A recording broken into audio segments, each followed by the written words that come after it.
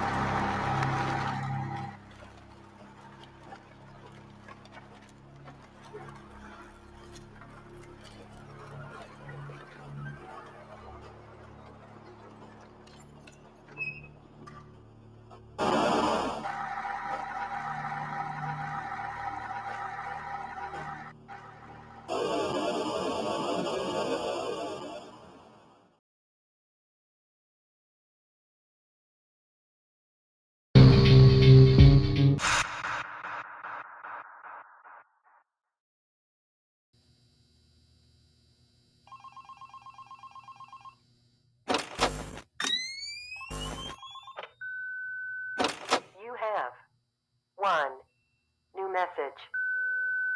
Still here, I see. Awesome job these last 2 nights. You're already way better than our previous night guard.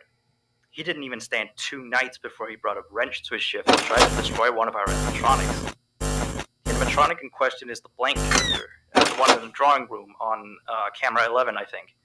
Yeah, I'm surprised he still works. And despite the holes and the fact that his left arm and the back of his head is missing, the kids still really like him. Anyway, ever since that day, Blank's been acting almost more strange than the other animatronics. Like, among other things, he seems to have developed this fascination with getting into the office through the ticket booth.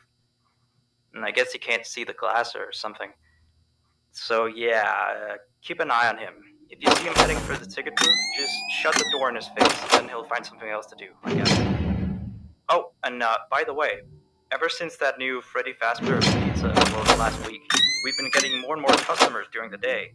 So next week, if you're up for it, we could use you on the day shift. Think it over. We'll talk later.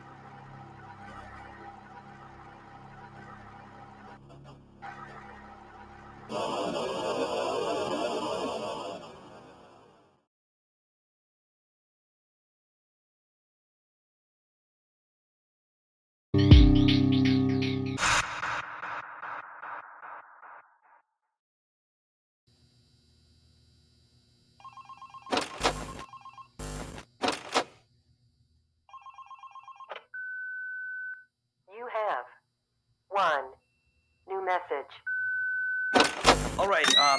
So real quick, we had an old animatronic version of Candy, but before we got these new shiny ones. Anyway, he was supposed to be out of commission ever since he was involved in this incident with a customer, an adult customer, luckily, not a child.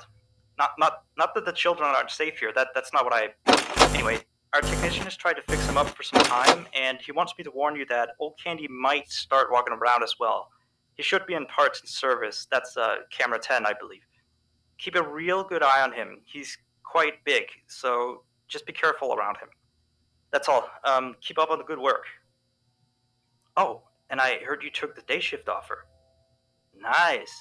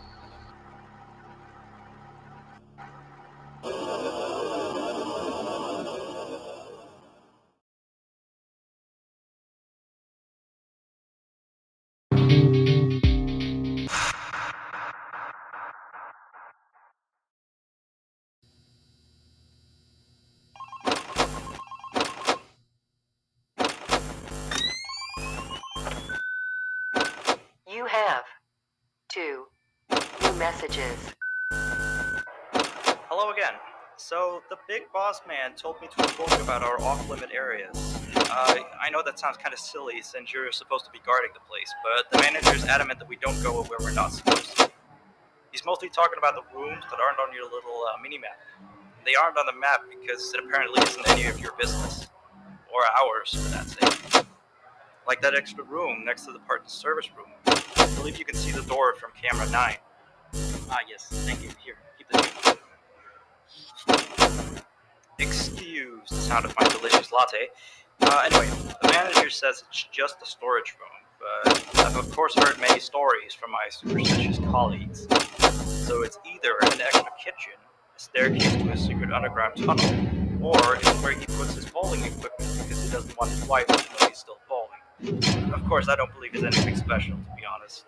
I overheard him talking about the room once. He mentioned something about some old, unused stuff. Maybe he's hiding a smile in there. Who knows? Yeah, yes, sweetie. Anyway, I'm all out of time. See you next week.